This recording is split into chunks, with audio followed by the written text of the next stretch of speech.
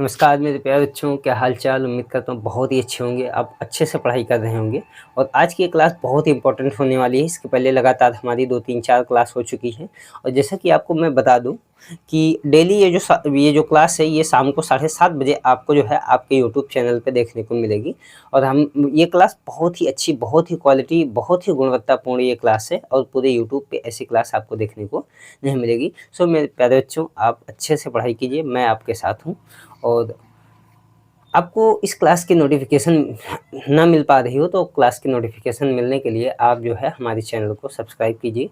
और डेली ये शाम को 7:30 बजे आपको क्लास दिखेगी, ठीक है। इस क्लास में हम लोग पढ़ रहे हैं भूगोल के दूसरे चैप्टर के बारे में, जिसका नाम है वन एवं वन्य जीव संसाधन। और इस वन एवं वन्य जीव संसाधन में हम लोगों ने वन के बारे में अभी चर्चा करना शुरू किया है। और इसके पहले वाली क्लासेस में हमने सबसे पहले सदाबहार वन के बारे में देखा है। हमने सबसे पहले उष्ण कटिबंधीय सदाबहार वन के बारे में हम लोगों ने इसके पहली वाली क्लास में देखा। इस क्लास के बाद हमने उष्ण कटिबंधीय मानसूनी वन के बारे में पढ़ाई की है। मानसूनी वन के बारे में अच्छे से समझा है। और इस उष्ण कटिबंधीय मानसूनी वन के बाद हम लोगों ने कटीले वन एवं झाड़ियों के बारे में पढ़ाई की है। एवं झाड़ियाँ, इसके बारे में हम लोगों ने अभी कल वाली क्लास में चर्चा की। और आज की क्लास में जो है हम लोग जो है पर्वतीय वन के बारे में चर्चा करेंगे। पर्वतीय वन, अथवा यहीं पे एक और चीज़ हम लोग देखेंगे, हिमालयी यव। तो इसके बारे में भी हम लोग चर्चा करेंगे, ठीक है। तो बिना किसी देरी के हम लोग स्टार्ट करते हैं पर्वतीय वन के बारे में। भैया ये जो पर्वतीय वन है इसको बहुत अच्छे से समझिएगा, सवाल यहाँ से बनते हैं। खूब इम्पोर्टेंट टॉपिक है, बहुत ही इम्पोर्टेंट। अच्छे से आप पढ़ाई कीजिए। यदि आपको ये क्लास अच्छी लगे तो आप इस क्लास को लाइक और कमेंट जरूर कीजिए। और हो सके तो आप अपने जो भी सगे संबंधी हो उन तक आप जो है इस क्लास को शेयर भी कीजिए, ठीक है। अगर हम लोग हिमालयी यव की पर्वतीय वन की बात करें तो जो पर्वतीय वन है, अगर हम देखें तो ये पर्वतीय वन कहाँ पाए जाते हैं, तो पर्वतीय वन की बात करें पूरे भारत में तो भारत के जम्मू एंड कश्मीर से लेकर, तो भारत के जम्मू एंड कश्मीर से लेकर अरुणाचल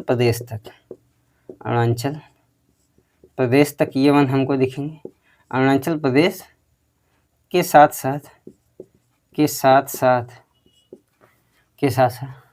नागालैंड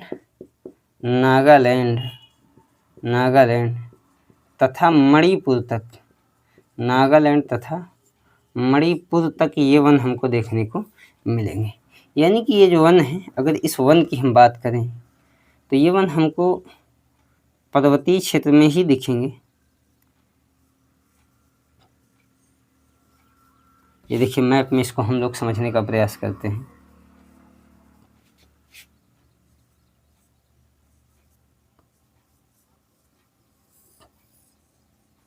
अगर इस वन की बात करें तो भारत के जम्मू कश्मीर से लेकर अरुणाचल प्रदेश तक, यानी ये जम्मू कश्मीर से लेकर के यहाँ तक ये वन हमको दिखेंगे। यहाँ पे पूरा पर्वत है तो पर्वतीय वन यहाँ दिखेगा। और इसी पर्वत का विस्तार इधर भी है, तो ये वन हमको अरुणाचल प्रदेश के साथ साथ नागालैंड और मणिपुर तक ये वन हमको देखने को मिल जाएगा भाई, यहाँ मिलेगा। इसके अलावा यहाँ के साथ साथ ये जो वन है, इसके साथ साथ हमको ये दक्षिण भारत के कुछ क्षेत्रों में मिलेंगे। प्लस कहाँ मिलेंगे भाई, दक्षिण भारत के 2-3 जगहों पे। कहाँ, नंबर 1 विंध्याचल पर्वत पे ये वन हमको मिलेंगे। विंध्याचल पर्वत के साथ साथ सतपुड़ा, विंध्याचल पर्वत और सतपुड़ा के साथ साथ अगर हम लोग देखें तो अगर हम लोग इस पर्वतीय वन की बात करें तो ये जो पर्वतीय वन है ये भारत के जम्मू कश्मीर से लेकर अरुणाचल प्रदेश के साथ साथ नागालैंड तथा मणिपुर, इसके साथ साथ अगर हम दक्षिण भारत में देखें तो दक्षिण भारत के विंध्याचल पर्वत के बाद सतपुड़ा पर्वत, और सतपुड़ा पर्वत के बाद अगर हम लोग देखें तो दक्षिणी पश्चिमी घाट पर्वत, पश्चिमी घाट पर्वत यानी दक्षिणी पश्चिमी घाट पर्वत का मतलब नीलगिरी,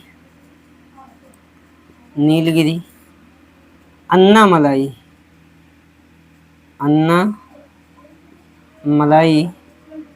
और कार्डमम की पहाड़ी, कार्डमम पहाड़ी।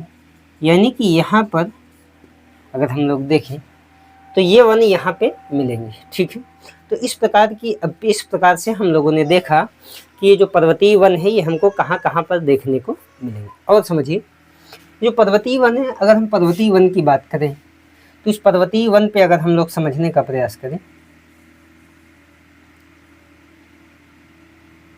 तो ये जो पर्वतीय वन है, अगर हम लोग इस पर्वतीय वन की बात करें तो जैसे जैसे आप पर्वत के ऊंचाई पे आप जैसे जैसे आप बढ़ते जाएंगे तो पर्वत की ऊंचाई पे बढ़ने के क्रम में अगर आप देखेंगे तो सबसे पहले आपको मिलेगा सदाबहार वन।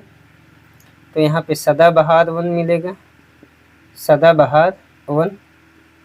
सदाबहार वन के बाद अगर हम और ऊंचाई पे जाएं तो हमको मिलेगा शीतोष्ण कटिबंधीय वन, शीतोष्ण कटिबंधीय वन मिल जाएगा। तो सदाबहार वन, फिर शीतोष्ण कटिबंधीय वन, और शीतोष्ण कटिबंधीय वन के बाद अगर हम लोग और ऊपर जाएं तो हमको देखने को मिल जाएगा अल्पाइन वन,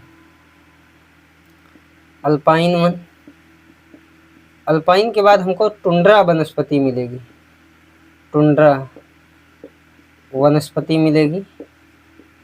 और इसके ऊपर कुछ नहीं, इसके ऊपर अगर हम लोग देखें तो ये हिमाच्छादित सतह होगी, यानी कि बर्फ के टुकड़े यहाँ पे दिखाई देंगे। तो इस तरीके से वन पाए जाते हैं। नीचे सबसे नीचे सदाबहार, उसके ऊपर शीतोष्ण कटिबंधीय, उसके ऊपर अल्पाइन और उसके ऊपर टुंड्रा वनस्पति। यानी कि इस प्रकार से अगर हम लोग देखें तो वनस्पतियाँ पाई जाती हैं। ठीक है, ये हो गया। ऐसा क्यों होता है?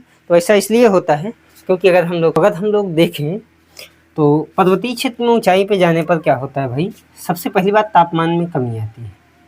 और जैसा कि आप जानते हैं जब तापमान में कमी आएगी तो जाहिर सी बात है कि कुछ हो या ना हो, लेकिन वहाँ पे पाई जाने वाली जो वायु होगी उसके दाब में कमी आएगी, यानी वायु दाब में कमी आएगी। तो वायु दाब में कमी आती है, तो वायु दाब में तापमान में कमी होगी तो वायु दाब में कमी आएगी।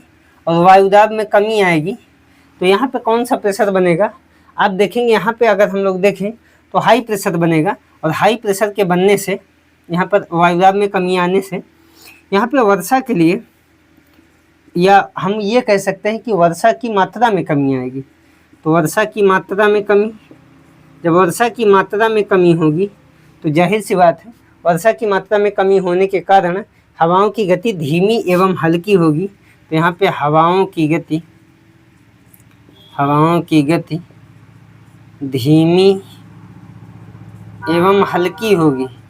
तो हवाओं की गति धीमी एवं हल्की होने की वजह से यहाँ की जो मृदा है, मृदा की उर्वरता में कमी आएगी। और जब मृदा की उर्वरता में कमी आएगी तो यहाँ पर कम उपजाऊ मिट्टी होगी, यानी कि सबसे नीचे की ओर ज़्यादा उपजाऊ मिट्टी, इसलिए सदाबहार वन। उससे कम ऊपर कम उपजाऊ मिट्टी, इसलिए शीतोष्ण कटिबंधीय वन। उसके ऊपर हम लोग देखेंगे तो और कम उपजाऊ मिट्टी, यानी अल्पाइन वन। और सबसे ऊपर देखेंगे तो टुंड्रा वनस्पति पाई जाएगी। तो इस प्रकार से ये वनस्पतियाँ अगर हम लोग देखें तो हमको देखने को मिलती है। ठीक है, ये हो गया भाई। और इस प्रकार के वन में अगर हम लोग देखें तो सदाबहार वन में ये सब आप जानते हैं, यहाँ पे कौन कौन से पेड़ पौधे पाए जाते हैं। तो हमने बताया सबसे पहले रोजवुड, आयरनवुड, ग्रीनहर्ट, एबोनी, महोगनी, चीड़, स्प्रूस, देवदार। शीतोष्ण कटिबंधीय अगर हम लोग देखें, इसी को मानसूनी वन कहते हैं, तो आप पढ़ चुके हैं। यहाँ पे कौन कौन से, तो आम, महुआ, नीम, पीपल, बरगद, जामुन, तो ये सारे पाए जाएंगे। अल्पाइन में अगर हम लोग देखें तो यहाँ पे चीड़, स्प्रूस, देवदार ये भी पाए जाएंगे, यानी कि शंकुधारी वन पाए जाएंगे। टुंड्रा वनस्पति में कुछ नहीं, लाइकेन वगैरह देखने को हमको मिलता है यहाँ पे। प्रमुख विश्व जैसे मार्स हो गया, लाइकेन हो गया, काई हो गया, तो ये सब यहाँ पे देखने को मिलेंगे। तो मार्स,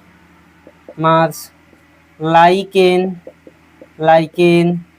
काई, ये सब यहाँ पे हमको देखने को मिलेगा। ठीक है, तो ये हो गया पर्वतीय वन। तो पर्वतीय वन के बारे में हम लोगों ने खूब अच्छे से चीज़ों को समझा, और समझने के बाद इस टॉपिक को हम लोग बहुत ही अच्छे से समझने के बाद हम लोग इसका आंसर भी लिख पाएंगे।